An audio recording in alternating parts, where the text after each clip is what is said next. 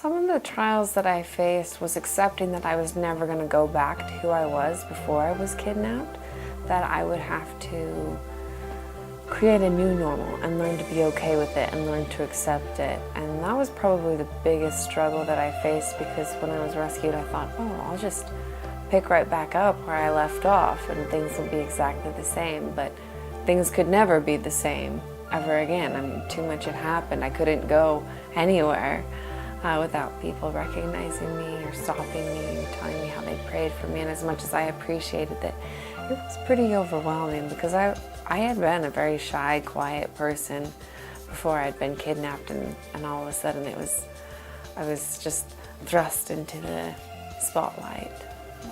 Everyone wanted to help us in any way that they could, whether it was dropping off food or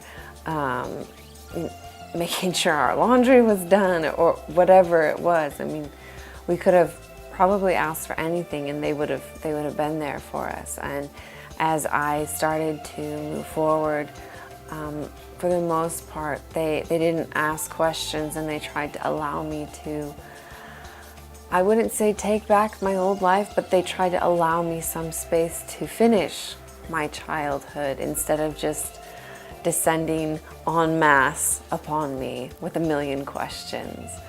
So they were very respectful for that. And then when I did decide to speak, they would come out and they would support me. And as I've moved forward in my life, and I've worked on legislation, and I've worked with nonprofits, and I've worked with the different organizations and foundations, they've always come out to support me. They've come out to support the foundations, to get behind the organizations that I felt strongly about.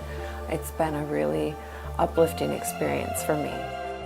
On and off through the years, I had been involved in trying to help change legislation, and I had gone to the different conferences here and there, but I had never taken like a real prominent role in any of these things. I mean, I definitely would go around and lobby for these bills to change. I met with the congressmen, I met with the senators,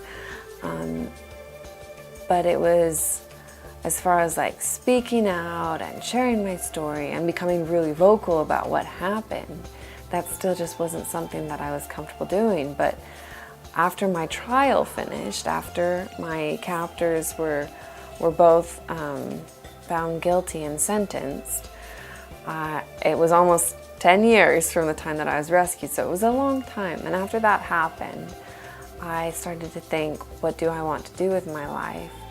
And I knew I wanted to do something that was going to be good. I knew I wanted to do something that was going to make a difference. And as I sat there thinking about it, I thought, why wouldn't I speak out against sex abuse?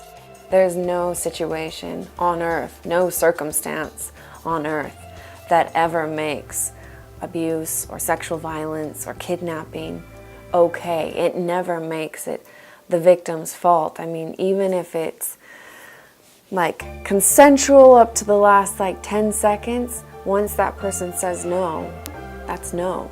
That means no more. And if the other party involved continues on, that's rape, that's abuse, and that's not okay. It doesn't matter what you're wearing. I mean, I can't tell you how many times on the news I sit and hear, oh, well, she was at a bar and she became intoxicated, and then you see a picture of her and you're like, oh, well, I'd never dress like that, or I'd never do that. It doesn't matter. Those things do not matter. They shouldn't even come into the story, because at the end of the day, when it comes down to abuse, when it comes down to rape, when it comes down to kidnapping, each one of these, they're decisions. And someone made those decisions, and it was not the victim. So I'd want the victim first and foremost to know that this is not their fault.